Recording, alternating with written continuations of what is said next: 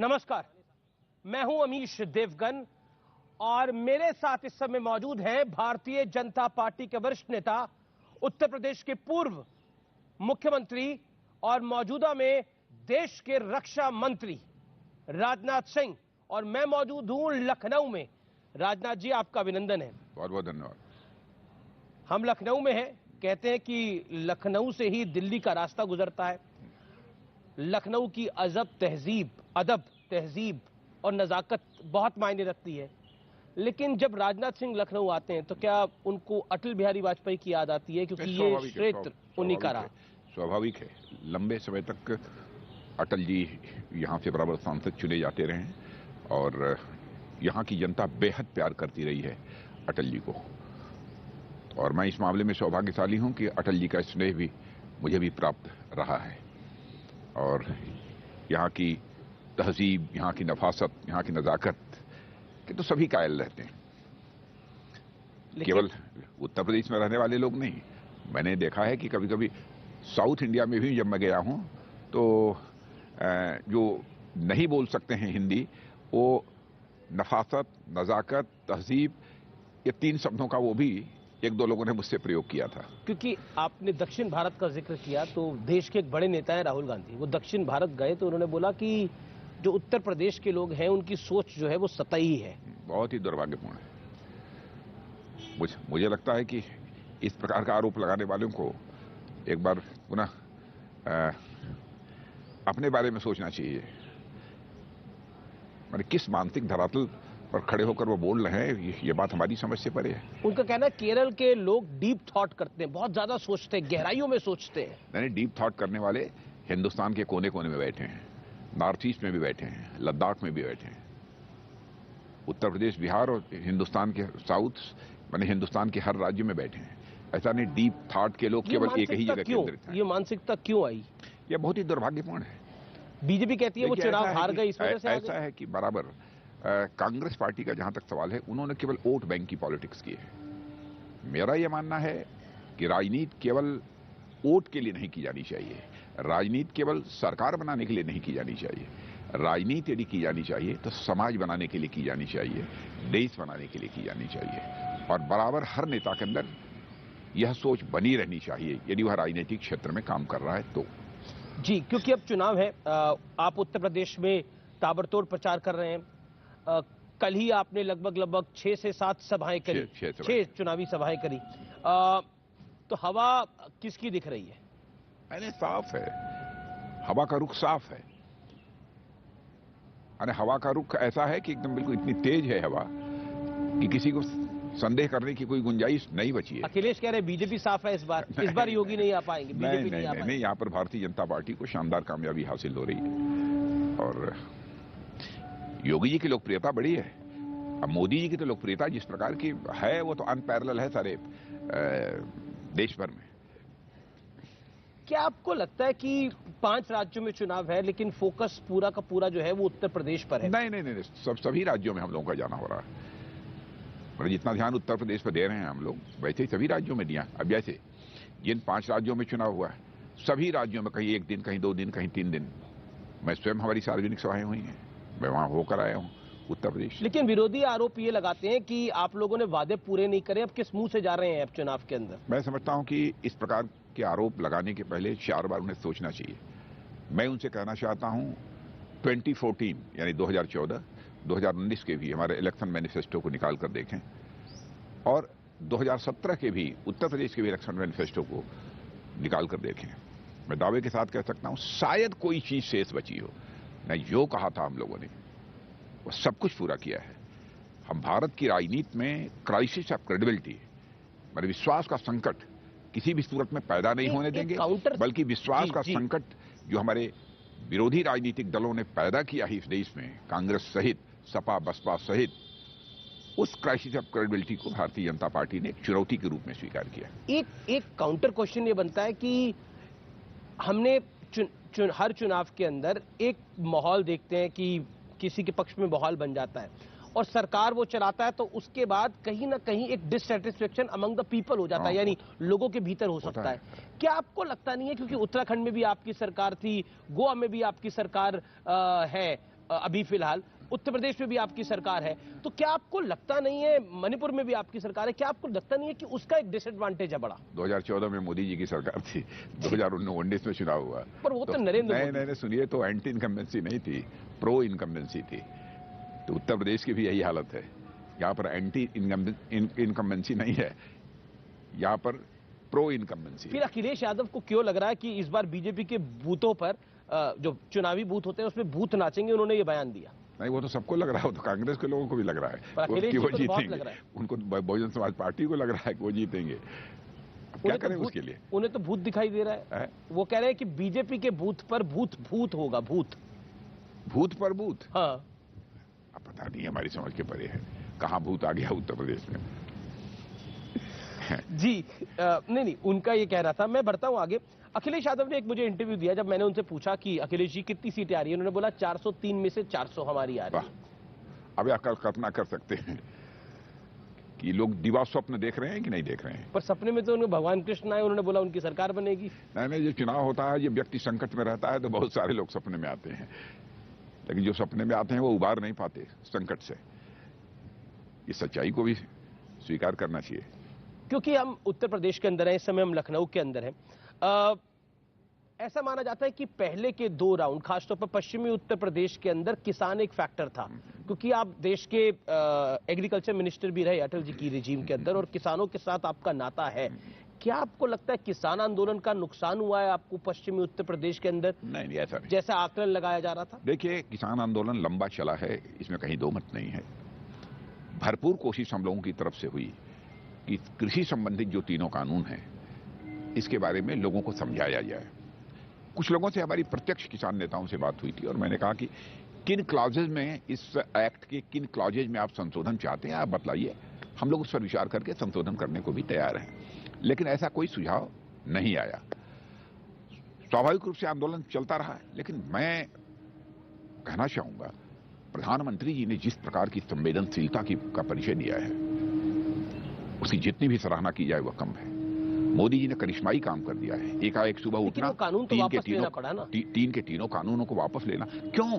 तर्क भी दिया कि मैंने भरपूर कोशिश की है कि अपने किसान भाइयों को हम समझा सकें, लेकिन कुछ किसान भाइयों के अंदर इस तीनों कानून को लेकर जो गलतफहमी थी, इसलिए मैंने फैसला किया कि तीनों कानूनों को फिलहाल हम वापस करते हैं। तो शुरुआत के 3 राउंड के अंदर आपको क्या आशंका है? क्योंकि देखिए, जिस पिछली बारी बीजेपी की 325 सीटें थी, वो ऐतिहासिक जीत थी। उस तरह की जीत उत्तर प्रदेश ने कभी किसी को दिलाई नहीं थी। क्या आपको लगता है कि इस बार कितनी सीटों का नुकसान होगा बीजेपी को? नहीं, मुझे नहीं लगता कोई नुकसान होगा। इसी के आसपास जो है हमारी सीटें होनी चाहिए जी, इस बार भी। वही मैंने कहा ना कि देखिए, भारतीय जनता पार्टी एक ऐसी राजनीतिक पार्टी है, यहाँ पर सेंटर में भी आपने देख लिया 2019 में एंटी इनकम्बेंसी नहीं थी, प्रो इनकम्बेंसी थी। तो वही हालत हमारे उत्तर प्रदेश में भी है। आप कहते 325 का आंकड़ा भी क्रॉस कर देंगे। लॉ एंड ऑर्डर के फ्रंट पर जिस तरीके की कामयाबी मिली है जी, उसमें सर्वत्र योगी जी की सराहना हो रही है। लेकिन क्या आपको लगता नहीं कि कुछ नुकसान होगा, खासतौर पर 325 से कहीं आंकड़ा 230, 240 ना रह जाए? मुझे नहीं लगता 210 ना रह जाए। मुझे नहीं लगता, क्योंकि मैं जिस तरीके से पब्लिक मीटिंग्स को एड्रेस कर रहा हूं उत्तर प्रदेश में, जो जनता के द्वारा रिस्पांस देखने को मुझे मिल रहा है, उसमें मुझे 325 पाने में कोई संदेह नहीं दिखाई देता। अब भाई कुछ 2-4 सीटों का, 10 सीटों का इधर उधर हो जाए तो उसके बारे में कुछ नहीं कह सकता। आपने संदेह शब्द का इस्तेमाल किया, तो योगी जी ही मुख्यमंत्री होंगे? योगी जी ही मुख्यमंत्री होंगे? बड़ी योगी जी से लड़ ही रहे हैं। ये सब कहाँ, इसको लेकर कहाँ कोई सवाल खड़ा है? कौन मुख्यमंत्री होगा, क्या होगा, कैसे हो? योगी तो मुख्यमंत्री थे ही, चुनाव हो रहा है। जी, अगर सीटों का नंबर वही रहा, तब भी कम हुआ, तब भी योगी जी ही मुख्यमंत्री होंगे? अब देखिए, ये तो पार्लियामेंट्री बोर्ड बैठ के फाइनली बाद में सब चीजों को तय करता है, लेकिन योगी जी मुख्यमंत्री हैं, उनके नाम को लेकर कहीं कोई विवाद नहीं है। कोई विवाद नहीं है। जी, मैं बढ़ता हूं आगे। आप कहते हैं बीजेपी विकास का नाम लेके जा रही है चुनाव के अंदर, लेकिन चुनाव में हम बयान सुनते हैं तो कई बार कोई लोग दंगों की बात करते हैं, आपकी पार्टी की तरफ से भी दंगों की बात होती है, अब्बाजान, जिन्नावादी, परिवारवादी की बात होती है, इन शब्दों का इस्तेमाल होता है। तो शब्दों का संतुलन राजनीति में बिगड़ गया है? नहीं, वैसे कहीं भी हो, शब्दों का संतुलन तो सबको बनाकर रखना चाहिए। अब किन संदर्भों में क्या बात कही गई है इसके बारे में मैं नहीं कह सकता, लेकिन मैं वैसे एज ए होल ये मैं मानता हूं कि सामान्यतः भारतीय जनता पार्टी के लोग शब्दों का संयम और संतुलन ये बनाकर रखने की कोशिश करते हैं। समाजवादी पार्टी को जिन्नावादी पार्टी कहा जाता है। नहीं, वो जिन्ना का नाम उन्होंने ले लिया था, क्या जरूरत थी जिन्ना का नाम लेने की? पर उन्होंने तो एक बार ही लिया, बीजेपी ने 100 बार ही ले लिया। फिर भाई निकल तो गया उनके मुंह से ना, माने दिल की बात जुबान पर आ गई, क्या जरूरत थी? अब उत्तर प्रदेश के चुनाव में कहां से जिन्ना आ गए? अब ले लिया तो स्वाभाविक रूप से जो दूसरे राजनीतिक दल हैं उसको लेकर उठ खड़े हुए।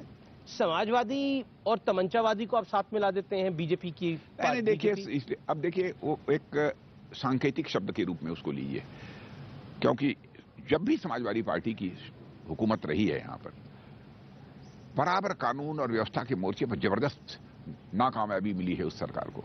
मैंने गुंडे बदमाशों के हौसले बुलंद हो जाते हैं, सरेआम लोग गोलियां चलाते हैं, फायरिंग करते हैं, दंगे होते हैं। इस कारण एक शब्द में नहीं कहना हुआ तो कह दिए तमंचेवादी बढ़ जाती है, तो इसको अन्यथा नहीं लिया जाना चाहिए। एक सवाल मेरे मन में आया, क्योंकि आपने बोला लॉ एंड ऑर्डर पे योगी आदित्यनाथ ने बहुत अच्छा काम किया। बहुत अच्छा काम किया। आप भी मुख्यमंत्री रहे, दोनों कार्यकालों को आपने देखा, किस तरह से आप आंकते हैं? नहीं, मैं अपने से बेहतर मुख्यमंत्री योगी जी को ये बड़ी बात कह रहे हैं आप। नहीं, मैं ऐसी ही बातें बोलता ही हूँ जी। क्यों आपको लगता है कि आपसे बेहतर मुख्यमंत्री? मैंने बहुत अच्छा काम किया है, बहुत शानदार काम किया है। लॉ एंड ऑर्डर के मोर्चे पर भी जिस तरीके की कामयाबी हासिल की है, जिस तरीके से उन्होंने 5 वर्षों के अंदर विकास किया है, उसकी जितनी भी सराहना की जाए वह कम है। माने 2017 में यहां पर इस उत्तर प्रदेश की अर्थव्यवस्था का आकार लगभग 11 लाख करोड़ रुपए था, उसको 5 वर्षों में बढ़ाकर 21 लाख करोड़ से अधिक ले जाना यह करिश्माई काम है जो कि योगी जी ने किया है। बुलडोजर भी बहुत चलवा दिए। नहीं, क्यों ना? अखिलेश यादव कहते हैं ठोको सरकार है ये। कानून और व्यवस्था के हालात को चुस्त दुरुस्त करने के लिए जो भी कदम उन्होंने उठाए हैं, सारे कदम सराहनीय हैं। उनके किसी भी कदम पर कोई क्वेश्चन मार्क नहीं लगाया जा सकता। जी, क्योंकि आप देश के रक्षा मंत्री भी हैं। अहमदाबाद ब्लास्ट केस में अभी फांसी की सजा हुई है और योगी आदित्यनाथ ने आजमगढ़ में रहने वाले आतंकी के पिता की समाजवादी पार्टी से गहरे संबंध है कि अब बात कही है। एक फोटो भी रिलीज किया है उन्होंने अखिलेश यादव के साथ, उनके खासतौर पर जो आतंकवादी के पिता थे उसकी फोटो को भी उसका जिक्र किया है। बीजेपी के कई नेताओं ने, नेशनल लीडर्स ने उसका जिक्र किया है। क्या कहना चाहते हैं आप? मुझे कुछ नहीं कहना है, जो भी किया होगा उन्होंने तथ्यों के आधार पर किया है, इसके बारे में मुझे कुछ नहीं कहना। वो कहते हैं कि समाजवादी पार्टी के आतंकी के पिता से रिश्ते हैं। समाजवादी पार्टी के आतंकी के पिता वो मुख्यमंत्री हैं, उनके पास तो इंटेलिजेंस की भी जानकारी आती रहती है और प्रत्यक्ष भी उन्होंने जानकारी हासिल की होगी। मैं समझता हूं उन्होंने जो भी कहा है वो तथ्यों के आधार पर ही कहा होगा। कोर्ट ने अपने फैसले में कहा कि आतंकियों के निशाने पर गुजरात के तत्कालीन मुख्यमंत्री मोदी थे और कोर्ट ने कहा कि मोदी का भाग्य अच्छा था और वो बच गए।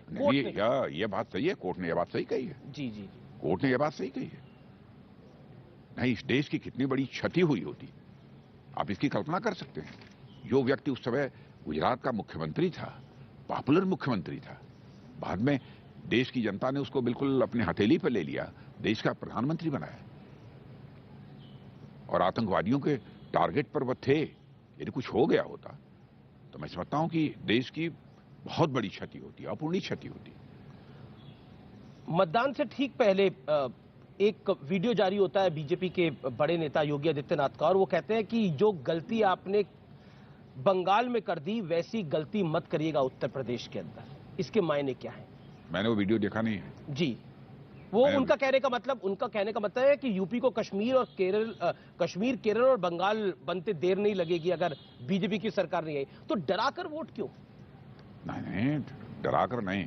भारतीय जनता पार्टी तो बराबर जनता के अंदर सेंस ऑफ फियर पैदा करके उनका समर्थन नहीं हासिल करती है, बल्कि भारतीय जनता पार्टी तो आम जनता के अंदर एक सेंस ऑफ कॉन्फिडेंस, एक आत्मविश्वास का भाव पैदा करके उनका समर्थन हासिल करने में यकीन रखती है। क्योंकि प्रधानमंत्री भी उत्तर प्रदेश में आए, उन्होंने बोला कि ममता बनर्जी की पार्टी जो है वो गोवा के अंदर हिंदू वोट को बांटने गई है। ये उन्हीं की नेता ने बोला। किसने बोला? प्रधानमंत्री मोदी ने एक रैली में बोला कि टीएमसी गोवा में इसलिए चुनाव लड़ रही है क्योंकि हिंदू वोट बढ़ जाए, ये टीएमसी के नेता ने बोला और प्रधानमंत्री मोदी ने उसका जिक्र किया। प्रधानमंत्री ने बोला कि किसका वोट बंटवाना चाहते हैं ये तो सामने है, लेकिन किसका वोट इकट्ठा करना चाहते हैं। तो एक सवाल खड़ा होता है कि आप हिंदुओं को बताने की कोशिश करें कि अगर हम नहीं आएंगे, यानी बीजेपी नहीं आएगी, तो आपकी रक्षा कौन करेगा? नहीं नहीं नहीं, हम लोग सबकी रक्षा करते हैं, केवल हिंदू नहीं, समाज के सभी वर्गों की हम लोग रक्षा करते हैं।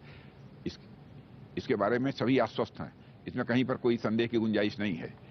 किसने क्या कहा, किन संदर्भों में कहा, जब तक पूरा स्टेटमेंट मैं न देखूं तब तक मैं रिएक्ट नहीं कर सकता इस पर।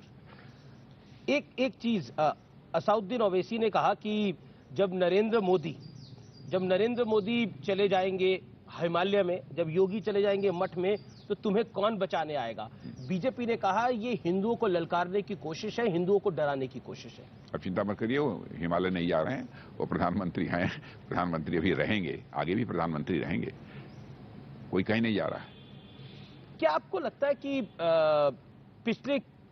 पिछले कुछ महीनों के अंदर खास तौर पर राजनीतिक बयानबाजी में तल्खी बहुत आई है, जिसके अंदर हम देखते हैं कि एक पार्टी दूसरी पार्टी को कोई बात कहती है, लेकिन कहीं ना कहीं एक जिसे कहते हैं मान मर्यादा को ब्रीच किया जाता है, उसको तोड़ा जाता है। ये सब समाजवादी पार्टी, ये सब बहुजन समाज पार्टी, कांग्रेस पार्टी जैसी पार्टियों को इन सब सारी चीजों से बचना चाहिए, सभी को बचना चाहिए।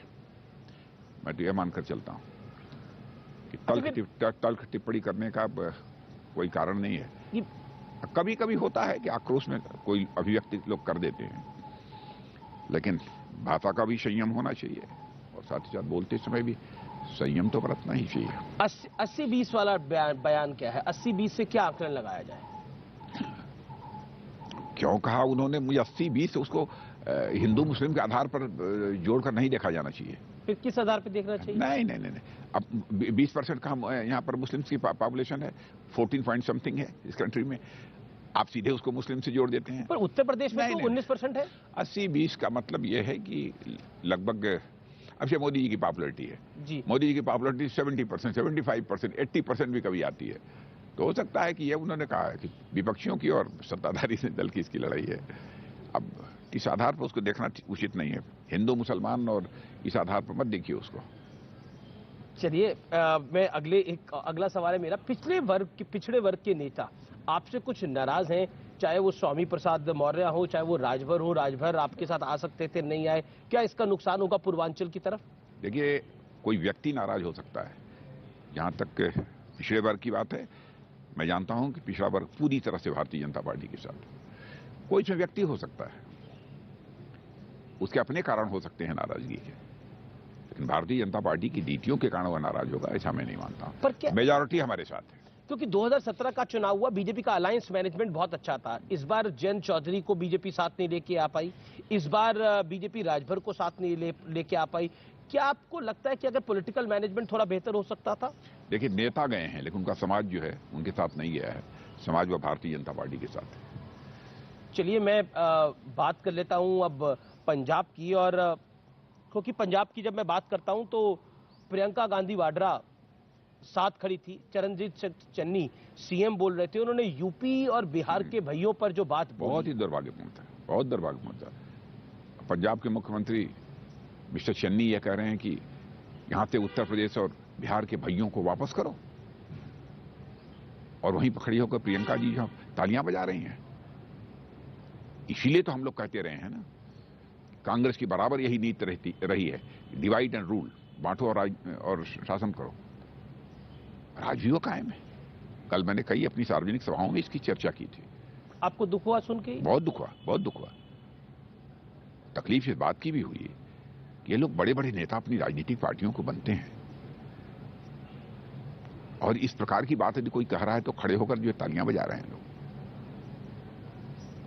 क्या आपको लगता है कि पंजाब के वोटर को एक मैसेज देने के लिए कोशिश की गई? अरे, ये कोई तरीका नहीं है मैसेज देने का,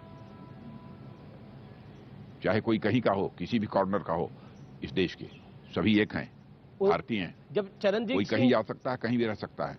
जम्मू कश्मीर को भी स्पेशल स्टेटस था, उसको भी हम लोगों ने समाप्त कर दिया। अब कोई जम्मू कश्मीर जाकर रहना चाहता है, रह सकता है। जम्मू कश्मीर वाला आकर इधर रहना चाहता है, रह सकता है, कहीं कोई प्रतिबंध नहीं। पर चरणजीत सिंह चन्नी से जब इस पर सवाल पूछा गया, उन्होंने बोला मेरा तात्पर्य वो नहीं था, और कांग्रेस ने कहा कि वो अरविंद केजरीवाल के लिए कह रहे थे। अब दिल की बात तो उनके जुबान पर आ गई थी। अब बाद में शायद हो सकता है कि कुछ लोगों ने कहा हो तो रियलाइज किया उन्होंने कि हमको इसका खामियाजा भुगतना पड़ेगा, और इस चुनाव में ही उनको इसका खामियाजा भुगतना पड़ेगा जो स्टेटमेंट दिया है। क्योंकि हम कांग्रेस की बात कर रहे हैं, तो आप कांग्रेस को किस तरह से आंकते हैं उत्तर प्रदेश के अंदर खासतौर पर? क्योंकि प्रियंका गांधी ने एक नारा दिया है कि लड़की हूं, लड़ सकती हूं। देखिए ऐसा है कि उत्तर प्रदेश में कांग्रेस का सिग्निफिकेंस बचा ही नहीं है, इनसिग्निफिकेंट हो गई है पॉलिटिकल दृष्टि से। इस उत्तर प्रदेश में कांग्रेस महत्वहीन जिसे कहा जाता है। तो बीजेपी की लड़ाई किससे है? मेन ओपोनेंट कौन है? बसपा है, सपा है, कांग्रेस? नहीं, कहीं पर कोई लड़ रहा है, कहीं पर कोई लड़ रहा है, पर समाजवादी पार्टी मेन ऑपोजिशन है। नहीं, समाजवादी पार्टी इन लोगों से ज्यादा स्थानों पर लड़ रही है, लेकिन कोई कहीं लड़ रहा है, कहीं सपा लड़ रही है, कहीं बसपा लड़ रही है, कहीं कांग्रेस लड़ रही है। ऐसा नहीं है कि एक ही political party Bharatiya Janata party के खिलाफ सभी जगह लड़ रही है। हाँ, भारतीय जनता पार्टी सभी विधानसभा क्षेत्रों में पूरी ताकत के साथ लड़ रही है और विजय हासिल करने के संकल्प के साथ लड़ रही है। क्योंकि चलिए अब प्रियंका गांधी से चलते हैं हिजाब की तरफ। कर्नाटक में एक हिजाब का विवाद शुरू हुआ और उसको लेकर पूरे देश में प्रतिक्रिया आई। बीजेपी के नेता भी बोले। एक स्कूल का विवाद इतना बड़ा नेशनल रूप ले लिया। अब हो रहा है कि यूनिफॉर्म सिविल कोड आज की मांग शुरू हो गई है। उत्तराखंड के सीएम ने तो बयान भी दिया था कि उनकी सरकार बनेगी तो वो यूनिफॉर्म सिविल कोड को लेकर आएंगे। क्या कहना चाहते हैं? देखिए, या कॉमन सिविल कोड तो यहाँ पर भी है, गोवा में है, वो अलग की बात है। लेकिन मैं समझता हूँ कि हिजाब इस सब सारे जो मुद्दे जो सामने आए हैं, मामला सब जुडिस है, न्यायालय के विचाराधीन है। न्यायालय के फैसले की हमको प्रतीक्षा करनी चाहिए। अनावश्यक बयानबाजी इस पर नहीं की जानी चाहिए। पर अनावश्यक पर बयानबाजी लगातार हो रही है। ओवैसी कहते हैं कि सोनिया ओवैसी क्या बोलते हैं? ओवैसी कहते हैं कि मेरी माँ को, मेरी बहन को हक है, वो क्या पहने? बीजेपी कैसे डिसाइड करेगी? नरेंद्र मोदी कैसे डिसाइड करेंगे? उनको बोलने दीजिए। हम लोग तो न्यायालय के निर्णय की प्रतीक्षा करेंगे।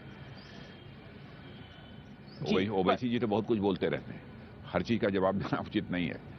पर मैं मानता हूं कभी कभी देश हित में भी नहीं है। बिल्कुल आपने सही कहा कि देश हित में कुछ चीजें होती हैं कि उस पर बयान नहीं होने चाहिए, लेकिन लगातार दोनों तरफों से बयान आते हैं। कांग्रेस की तरफ से भी बयान आता है, बीजेपी की तरफ से भी बयान आता है। तो इस पे क्या करा जाएगा? क्योंकि ओवैसी ने तो यह तक कह दिया कि एक दिन हिजाब वाली महिला ही देश की प्रधानमंत्री भी बन जाएगी। तब कैसे रोकिएगा? नहीं, यह तो पंथ निरपेक्ष देश है। कोई भी प्रधानमंत्री बन सकता है, कहीं कुछ हो सकता है। प्रधानमंत्री होता है, कोई व्यक्ति नहीं होता, वो किसी जाति का नहीं होता, किसी मजहब का नहीं होता है।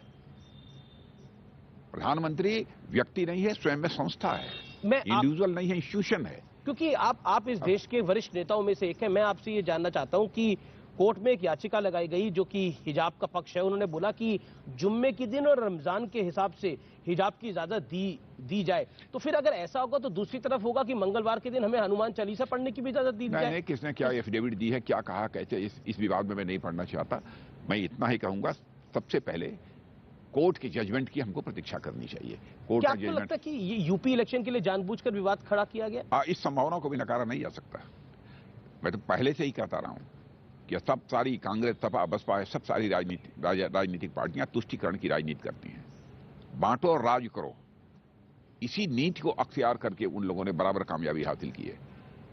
लेकिन जब से मोदी जी प्रधानमंत्री बने हैं, उनकी इन सब सारी गलत नीतियों को जो कामयाबी मिलनी चाहिए वो नहीं मिल पा रही है। सपा कह रही है हुए हैं हिजाब वाले विवाद से बीजेपी को फायदा हो रहा है और ये अपना इसीलिए ये इसको बढ़ा रहे हैं। हम लोगों ने जनहित में बहुत सारे ऐसे काम किए हैं जिस आधार पर हमको फायदा हो रहा है।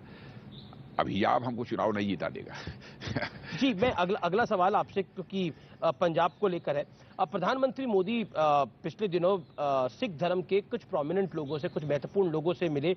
अफगानिस्तान से जो सिख आए हुए हैं भारत, उनसे भी उन्होंने मुलाकात करी। उन्होंने कहा कि मेरे खून में सिक्की है, सिक्खी और सेवा है, सिखों के लिए मैं दिल से काम करता हूं। क्या कहना चाहते हैं? बिल्कुल सही कहा। जो भी भारत के इतिहास को जानता होगा वो निश्चित रूप से यह बात बोलेगा। और मैं जानता हूं भारत की संस्कृति की रक्षा करने में पंजाब की धरती और खालसा पंथ ने जैसी भूमिका निभाई है, उसको यह देश कभी भूल नहीं सकता। और मैं समझता हूं कि जन जन को इस बात की जानकारी होनी चाहिए और इतना ही नहीं, स्वतंत्रता संग्राम में भी योगदान रहा है।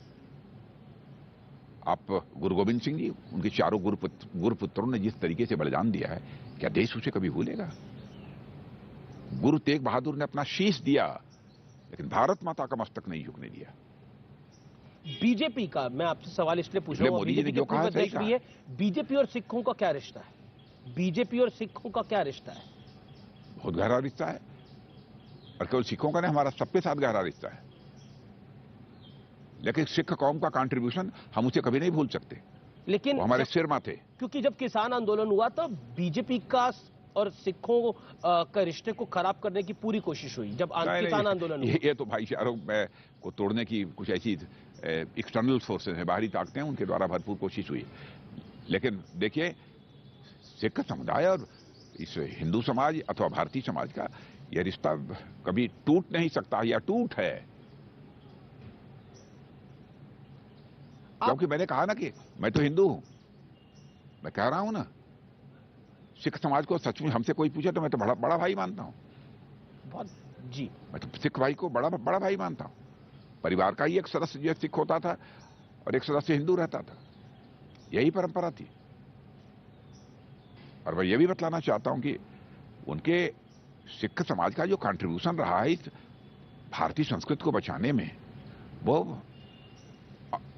अनपैरेलल है, अतुलनीय है। और मैं तो सच्चाई हमसे यदि कोई पूछे तो स्वर्ण मंदिर के ऊपर जो मैं स्वर्ण छत्र लगा हुआ है, उसकी जो चमक देखता हूं, उसमें हमको भारतीय संस्कृति की चमक दिखाई देती है। और भारतीय संस्कृति की जो चमक दिखाई देती है, उसको बनाए रखने में बहुत बड़ा कंट्रीब्यूशन यदि किसी का है तो सिख समाज का है, पंजाब की धरती का है और खालसा पंथ का है। मैं पंजाब के ऊपर आता हूं, क्योंकि वोटिंग से ठीक पहले अरविंद केजरीवाल को लेकर एक बड़ा विवाद खड़ा हो गया है। उनके पुराने साथी कुमार विश्वास, जो कि जाने माने कवि हैं, उन्होंने बड़े गंभीर आरोप लगाए हैं। इस पर आप क्या कहना चाहते हैं? अब कहा होगा तभी ना उन्होंने कहा है, मुझे कुछ नहीं कहना है इस पर। अरविंद केजरीवाल कह रहे हैं कि बात आई, लोगों तक पहुंच गई है। सब मिल गए हैं जी, वो हमेशा कहते हैं ना कि सब मिल गए हैं जी, मेरे खिलाफ सब मिल गए हैं। नहीं, उनको इस प्रकार की बातें अकेले भी बोलनी नहीं चाहिए थी। यदि बोला है उन्होंने तो नहीं बोलना चाहिए था, क्योंकि पंजाब ने बहुत ही दुर्भाग्यपूर्ण है। पंजाब ने अलगाववाद को देखा है। यदि इस प्रकार की थिंकिंग है तो एंटी नेशनल है ऐसी थिंकिंग, राष्ट्र विरोधी सोच के अतिरिक्त इसे कुछ और नहीं कहा जा सकता। बहुत गंभीर बात है। बीजेपी ने तो आपका नाम दे दिया एंटी अरविंद पंजाब। आम आदमी पार्टी का बीजेपी ने नाम दे दिया अरविंद एंटी पंजाब। लगता तो यही है। अब इस प्रकार के स्टेटमेंट यदि दे रहे हैं, नहीं, मुख्यमंत्री चन्नी ने भी चिट्ठी लिखी अमित शाह को, और अमित शाह ने भी चिट्ठी का जवाब दिया। उन्होंने बोला हम जांच इसकी हम कराएंगे। क्या आपको लगता है ये बहुत सीरियस मैटर है? नहीं, बहुत गंभीर बात है। यह बात यदि सिद्ध हो जाए तो यह इस प्रकार का स्टेटमेंट देने वाला व्यक्ति वो तो एंटी नेशनल है अथवा एंटी नेशनल एक्टिविटीज में इन्वॉल्व माना जाएगा यदि कोई ऐसा स्टेटमेंट देता है। तो इसलिए जांच होने दीजिए, जो तथ्य होगा सामने आ जाएगा। क्या आपको लगता है इसका असर पंजाब के चुनाव पे भी पड़ेगा? मैं समझता हूं कि निश्चित रूप से पड़ना चाहिए, क्योंकि बराबर वहां कोशिश कुछ ऐसी एंटी नेशनल फोर्सेस ने की है कि वहां की सामाजिक समरसता और तार तार हो जाए जी। लेकिन किसी भी सूरत में आपने देखा कि क्या क्या बवाल हुआ वहां पर, लेकिन सामाजिक समरसता पंजाब की तार तार नहीं होने पाई। मैं तो सचमुच पंजाब की जनता का मैं शीश झुकाकर जो अभिनंदन करता हूं। एक मुद्दा जो आपने भी उठाया, वो देश के प्रधानमंत्री ने भी उठाया कि इतिहास में भारत को पूरा मौका मिला था कि करतारपुर साहिब को वो अपना हिस्सा बना सकता था। क्या इसके मायने क्या? अरे सचमुच मुझे भी लगता है, काश ननकाना साहब और करतारपुर साहब यदि ये भारत के हिस्से होते, क्या बात होती। लेकिन मान लिया किन्हीं परिस्थितियों में, वैसे तो भारत का विभाजन धर्म के आधार पर होना ही नहीं चाहिए था, हमारा मानना ही है जी। लेकिन मान लीजिए कि यदि ननकाना साहब बहुत दूर था, किन्हीं परिस्थितियों में चला गया, तो उसकी तो कसक है ही ननकाना साहब की भी। लेकिन अच्छा रहा होता, थोड़ी सी और एक्सरसाइज की गई होती 2-4 दिन की, मतलब मुझे लगता है तो करतार साहब शायद भारत का हिस्सा होता। अच्छा, जहां पर कि शरीर त्यागा था हमारे जी, गुरु नानक देव जी। ये एक इमोशनल बात है, लेकिन क्योंकि पंजाब में इलेक्शन है और मैं आपसे एक सवाल पूछ रहा हूँ। देखिए, जो कुछ भी मैं कह रहा हूं पंजाब के बारे में, जी, मैं इलेक्शन को आधार बनाकर नहीं कह रहा हूं, ये हमारे दिल की बात है, पहले भी मैं बोलता रहा हूं। बिल्कुल नहीं, लेकिन मेरा एक सवाल आपसे कि पंजाब में बीजेपी को कहां आंकते हैं, क्योंकि पोलस्टर्स का मानना है कि बीजेपी कहीं खड़ी नहीं है पंजाब में। मैंने जहां खड़ा होना चाहिए वहां खड़ी है।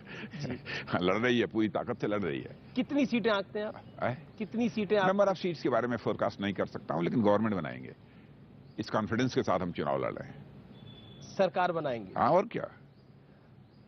जी, क्योंकि एक आकलन होता है जैसे कांग्रेस की हैसियत उत्तर प्रदेश में नहीं है, उतनी हैसियत बीजेपी की पंजाब में नहीं है। हाँ, तो वो यहाँ तो ये कहने की हिम्मत नहीं कर पाएंगे कांग्रेस के लोग कि उत्तर प्रदेश में हम सरकार बनाएंगे। मैं कह रहा हूँ कि पंजाब में सरकार बनाने के इस लक्ष्य को सामने रखकर हम चुनाव लड़ रहे हैं। अकाली दल के साथ मिलकर? नहीं, अकेले जी। जो हमारा गठबंधन है, कैप्टन साहब की पार्टी से है, ढींडसा साहब की पार्टी से है, इन सब सारी पार्टियों के साथ अलायंस करके हम चुनाव लड़ रहे हैं, जीतेंगे। जी, क्योंकि आप देश के रक्षा मंत्री हैं तो दो सवाल जरूर बनते हैं। जो राहुल गांधी बार बार चाइना को लेकर बयान देते रहते हैं, उस पर आप क्या कहना चाहते हैं राजनाथ जी? वो बार बार कहते हैं कि सीमा के अंदर घुसा हुआ है चीन। ओफो, क्या कहें उनको, बहुत ही तकलीफ होती है। राष्ट्रीय सुरक्षा के प्रश्न पर इस तरीके की बयानबाजी नहीं होनी चाहिए और आरोप प्रत्यारोप भी नहीं होने चाहिए। और मैं देश को आश्वस्त करना चाहता हूं कि भारत की 1 इंच जमीन पर भी कोई कब्जा नहीं करने पाएगा। आश्वस्त रहें। उन्होंने गलवान घाटी में भी जो संघर्ष हुआ उसके बारे में कैसा बयान दे दिया कि चीन के सेना के जवान कम मारे गए, भारत के अधिक मारे गए। लेकिन आपने देखा कि ऑस्ट्रेलिया के क्लक्सान अखबार ने क्या लिखा है, ठीक इसका उल्टा लिखा है। चाइना के इतने लोग मारे गए, इस पर एकदम बिल्कुल उनकी जुबान बंद हो गई, बोले ही नहीं। हमारे देश की सेना के शौर्य, पराक्रम, साहस पर सवालिया निशान लगाने की वो कोशिश कर रहे हैं। इससे बड़ी दुर्भाग्य की बात और क्या हो सकती है?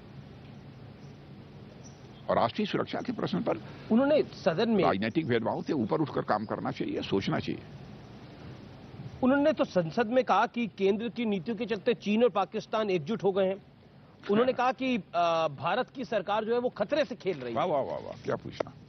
मैं उनसे ये पूछना चाहता हूं कि जिस समय पाकिस्तान ने सक्सगाम घाटी चीन के हवाले की थी, जबकि सक्सगाम घाटी पर पाकिस्तान का अवैध कब्जा था, उस समय देश का प्रधानमंत्री कौन था? पंडित जवाहरलाल जी नेहरू थे। इतना ही नहीं, पाक ऑक्युपाइड कश्मीर में काराकोरम हाईवे जो बना है वह चीन और पाकिस्तान की दोस्ती के कारण ही बना है। उस समय देश की प्रधानमंत्री श्रीमती इंदिरा गांधी थी। चाइना पाकिस्तान इकोनॉमिक कॉरिडोर यह बनना शुरू हुआ तो उस समय प्रधानमंत्री डॉक्टर मनमोहन सिंह जी है। मैं इतना ही कांग्रेस के मित्रों से कहना चाहता हूं कि राहुल जी को जरा समझाइए, यदि उसे प्राचीन इतिहास की जानकारी नहीं है तो कम से कम आजाद भारत के इतिहास की जानकारी तो उनको एक बार दे दीजिए, अथवा उनको कह दीजिए कि एक बार अध्ययन तो कर लें। ऐसे नहीं बोलना चाहिए। अच्छा, एक बात बताइए कि चाइना से अब हमारी रिश्ते हमारे कैसे हैं, और अब जो सारे मैटर से गलवान हो गया या बाकी विषय हो गए, क्या वो अब सॉल्व हो चुके हैं या अभी बाकी हैं? देखिए, ऐसा है कि बातचीत का दौर अभी चल रहा है जी। कुछ ऐसे मुद्दे केवल इसी समय के मुद्दे नहीं है कि गवर्नमेंट आई है, उस समय के पहले के भी कुछ मुद्दे जिन पर के भी बातचीत का सिलसिला चल रहा है, और कोशिश यही है कि बातचीत के द्वारा उसका समाधान हो जाए। नहीं होगा, देखेंगे क्या करना।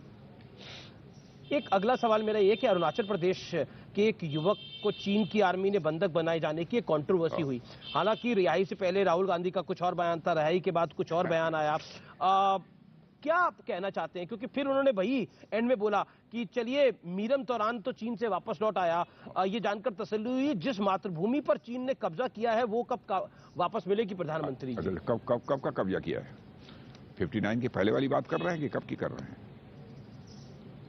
पहले उनको इतिहास की जानकारी होनी चाहिए। चाइना को लेकर राहुल गांधी का जो ऑब्सेशन है ये क्यों है? जैसे आप यहां पर बैठे हैं जी, आप ये बताइए, 59 के पहले की बात कर रहे हैं, 59 के बाद की बात कर रहे हैं? कब कब्जा किया है? क्या किया है? क्या कर रहे थे वो? 55 ईयर तक उन्होंने हुकूमत की है हिंदुस्तान में।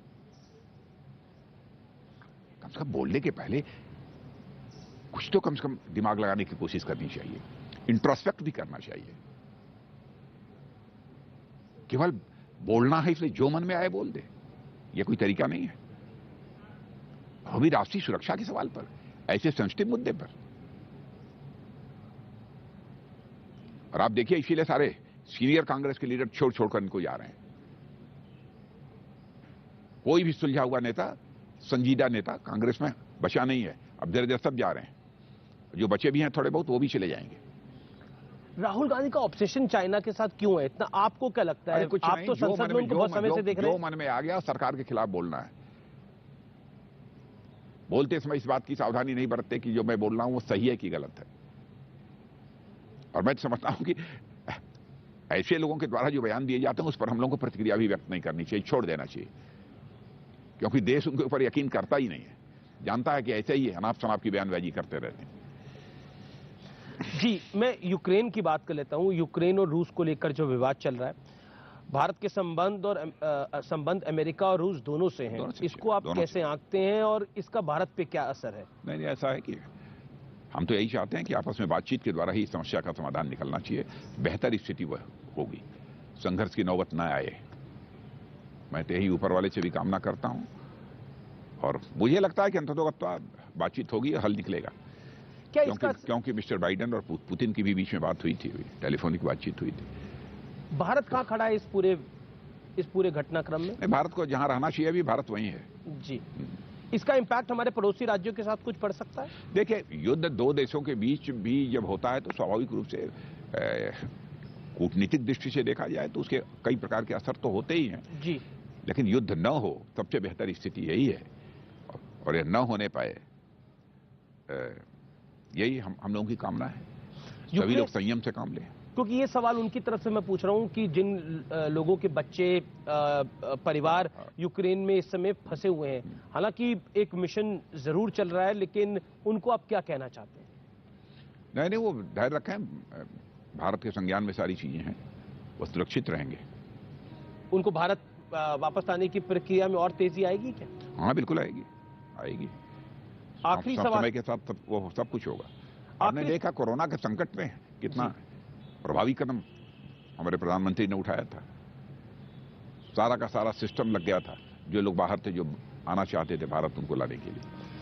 आखिरी दो सवाल हैं कि पुलवामा की बरसी थी और सर्जिकल स्ट्राइक को लेकर इस बार एक नए व्यक्ति ने सबूत मांगा और वो थे टीआरएस के चीफ और तेलंगाना के मुख्यमंत्री। सबूत मांगने में काफी देर की उन्होंने, पहले क्यों नहीं मांगा? इतने दिनों के बाद। हाँ, तो मैं कह रहा हूं ना, तो इतने दिनों के बाद क्यों, 5 साल के बाद क्यों जगे है? ये क्या पहले कन्विंस थे, अब कन्विंस नहीं है? वो आपको क्यों लग रहा है तेलंगाना के मुख्यमंत्री आपके खिलाफ क्यों हो गए? देखिए, किसी के साथ हमारी नाराजगी है, किसी के साथ प्रसन्नता है, इस आधार पर राष्ट्रीय मुद्दों पर वक्तव्य नहीं दिया जाना चाहिए। ये बहुत ही दुर्भाग्यपूर्ण है। आखिरी सवाल, और ये लोगों के सामने कई वीडियो क्लिपिंग्स थी, इस लोगों के सामने था कि हमारे बहादुर सेना के जवानों ने सर्जिकल स्ट्राइक और एयर स्ट्राइक की है कि नहीं। उन्होंने सिर्फ इतना नहीं कहा, उन्होंने बोला कि जो सबूत मांगा गया है वो भी ठीक है, मतलब सबूत तो दे देना चाहिए भारत की सरकार। वो सब सारी क्लिपिंग वगैरह चलती रही। उनको शायद मालूम नहीं होगा कि बहुत सारे ऐसे मुद्दे होते हैं कि अब आपके सामने एक अलग परेशानी खड़ी होगी। डिप्लोमेटिक रिलेशंस अगली बारी आपको कोई कार्रवाई करनी पड़ेगी तो आपको कई नेताओं को साथ फ्लाइट में लेके जाना पड़ेगा सबूत दिखाने के लिए। नहीं, सभी नेता ऐसा नहीं करते। अब 5 साल तक कई नेताओं को 5 साल तक इन्होंने भी नहीं मांगा। अपराधिक हो सकता है किसी बात को लेकर नाराजगी होगी, कोई ना इत्तेफाकी पैदा होगी। जी। लेकिन अपनी नाराजगी और खुशी के आधार पर राष्ट्रीय मुद्दों पर वक्तव्य नहीं देना चाहिए। अगला सवाल, तथ्यों के आधार पर वक्तव्य होने चाहिए। जी, आखिरी सवाल है मेरा। सीडीएस बिपिन रावत का दुर्भाग्यपूर्ण निधन हो गया, हमारे बीच नहीं रहे। नए सीडीएस को लेकर कब तक ऐलान हो सकता है? जल्दी नियुक्ति होगी, क्योंकि काफी समय हो गया। नहीं, काम रुका नहीं है, किसी काम में कोई बाधा नहीं है, लेकिन जनरल बिपिन रावत के न रहने से हमारी बहुत बड़ी क्षति हुई है, इसी तो मैं मानता हूँ। लेकिन सीडीएस की नियुक्ति होगी जल्दी। जी, बहुत बहुत शुक्रिया राजनाथ जी। लेकिन आखिर में चलते चलते उत्तर प्रदेश में नंबर कुछ देना चाहेंगे आप? नंबर मुझे लगता है कि 2017 के चुनाव में जो रहा है कमोबेश नंबर वही होगा सीटों का। जी, बहुत बहुत शुक्रिया राजनाथ जी, हमें समय देने के लिए और अपनी बात को रखने के लिए। Thank you so much. धन्यवाद, बहुत अच्छा।